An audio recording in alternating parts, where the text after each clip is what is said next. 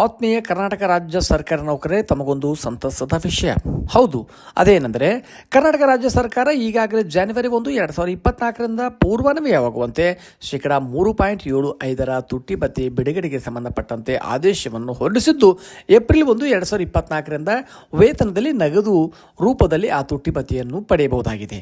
ಅಲ್ಲದೆ ಬಾಕಿ ಇರತಕ್ಕಂಥ ತುಟ್ಟಿ ಭತ್ಯೆ ಜನವರಿ, ಫೆಬ್ರವರಿ, ಮಾರ್ಚ್ ತಿಂಗಳ ಆ ಒಂದು ಬಾಕಿ ಇರತಕ್ಕಂಥ ತುಟ್ಟಿ ಭತ್ಯೆಯನ್ನು ಸೆಳೆಯಲು ಅನುಕೂಲವಾಗುವಂತೆ ಈಗ HRMS ತಂತ್ರಾಂಶದಲ್ಲಿ ಬಾಕಿ ಇರತಕ್ಕಂಥ ಬಿಲ್ಲುಗಳ ಹಣವನ್ನು ಸಂದಾಯ ಮಾಡಲು ಅನುಕೂಲವಾಗುವ ನಿಟ್ಟಿನಲ್ಲಿ ನಿನ್ನೆಯಿಂದ HRMS ತಂತ್ರಾಂಶದಲ್ಲಿ ಬದಲಾವಣೆ ಮಾಡಲಾಗಿದ್ದು, ಬಾಕಿ ಇರತಕ್ಕಂಥ 3 ತಿಂಗಳ ಆ ತುಟ್ಟಿ ಭತ್ಯೆಯನ್ನು ಸೆಳೆಯಬಹುದಾಗಿದೆ.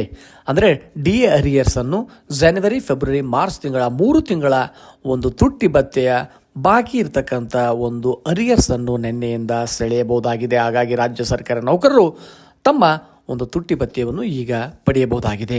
ಉಳಿದಂತೆ ಏಪ್ರಿಲ್ 1, 2024ರಿಂದ ವೇತನದಲ್ಲೇ ಆ ತುಟ್ಟಿ ಭತ್ಯೆ ಹೆಚ್ಚಳವಾಗಿ ಬರಲಿದೆ. ಧನ್ಯವಾದಗಳು.